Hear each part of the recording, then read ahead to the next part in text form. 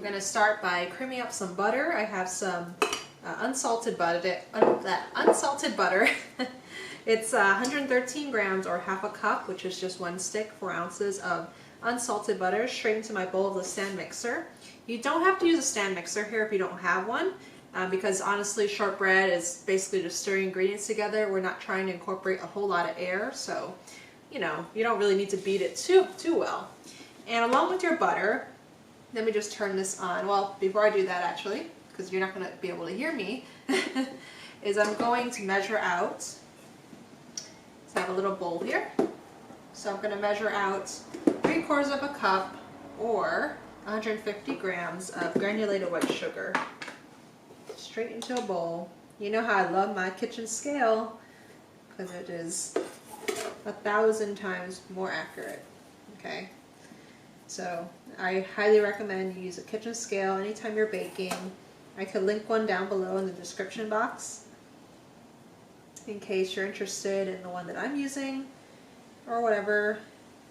Good quality kitchen scale, which doesn't mean that you have to spend a fortune, luckily. Okay, so it's 150 grams of granulated white sugar. I'm going to dump it straight into our stand mixer.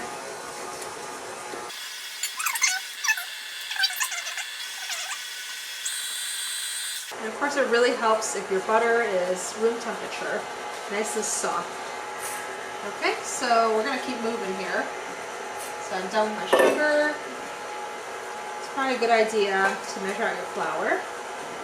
So it's going to be 2 1/4 cups or 295 grams of all-purpose flour.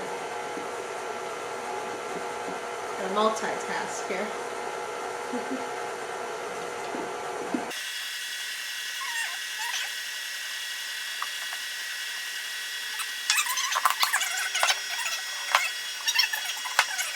Alright, so 2-hour flour mixture, or flour. We're just going to add some salt.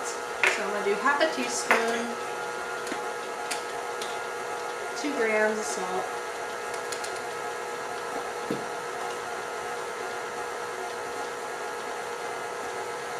There you go. Make sure it's out your scale, meaning 0 your scale before you add anything to it.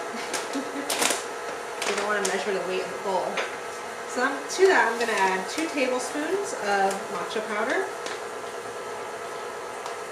I'm going to add 2 initially and see how dark it is. And if I need more matcha, I'm going to add more matcha. Right, so I'm going to set my dry ingredients aside so you can see what I'm doing here. So I'm just going to take a small bowl. And I'm going to separate the eggs from the egg yolks from the egg white. So just go ahead and we're going to use 2 large egg yolks here, ideally at room temperature.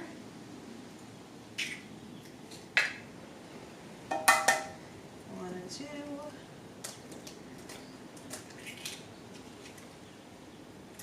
Oh, okay, that was a fail.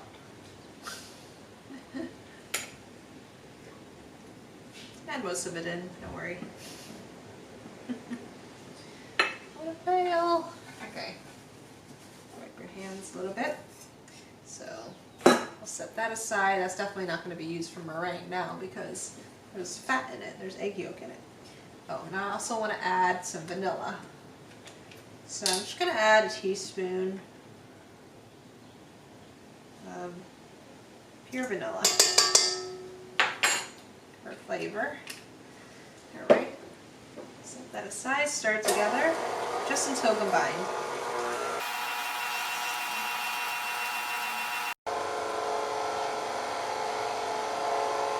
Okay, so shortbread really is that easy. All you need to do is just mix together your butter, your eggs, sugar, vanilla until it's all combined. And you can make this whatever variation that you like. If you want to add some lemon zest, by all means, do that. It's also good with a little bit of lemon zest, fresh ginger, or crystallized ginger, or both. And some lemon extract as well. I personally love lemon extract. Okay, that's looking pretty good. I'm just whisking together my matcha and flour mixture. When I was doing that, I realized I forgot my leavener, so I just want a little bit of lift. So it's going to be just half a teaspoon of baking powder. Whisk that in thoroughly because we don't want any pockets of baking powder, because that tends to make any sort of baked good pretty bitter. Stir it up really, really well. Just checking to see if I forgot ingredients. I have my handy dandy paper recipe over here on the side, but it looks good to me. Okay, so try to just scoot it on in.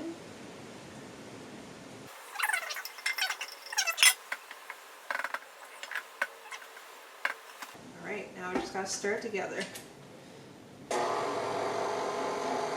Low speed. You don't want that coming back up at your face.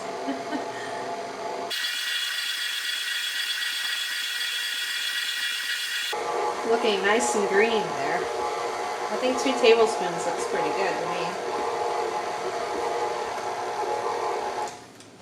So let me feel it a bit. You know, it feels a little bit dry, so I'm actually going to add a little bit of milk, or in my case, heavy cream. That's all I have. So I'm just going to add a tablespoon.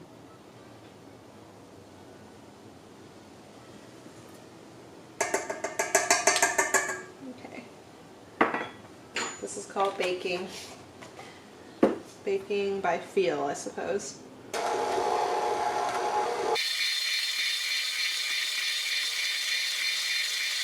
Let me feel it some more.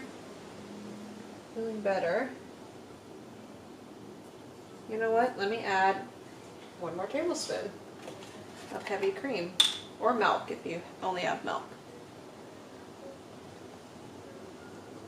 I had to use up this cream anyways, so might as well. Alright. Stir.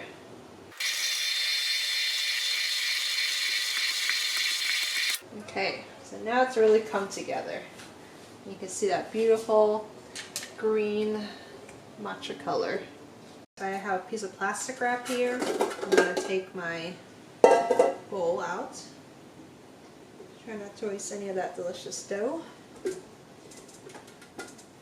let me move my mixer over. Alright. So you can shape your shortbread however you wish. You can use 2 pieces of parchment paper, and then just roll it in between the parchment paper. That way you don't have to add any excess flour. That's a good trick. But for me, I think I'm going to shape it first into a log, like a rectangular log, in a piece of plastic wrap.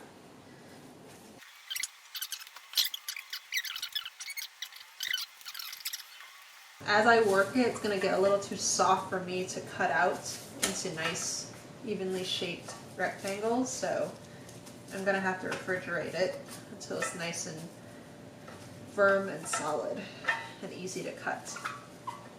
See how we have a nice little green rectangle? That's what you want. I'm happy with that, actually. And now I'm just going to pop it into my fridge so it can get nice and firm. You can store it in your freezer actually at this point. Or even better, you can freeze it once you cut them all out. That way you can just bake them straight from the freezer whenever you want shortbread cookies. Okay, so we have our frozen dough here. Nice and super firm. Chilling in the freezer for at least, I would say, half an hour to 45 minutes. So let's go ahead and just peel back that plastic wrap. So kind of cut it evenly as best as you can. Yeah, and I like to do maybe 1/4 of an inch thick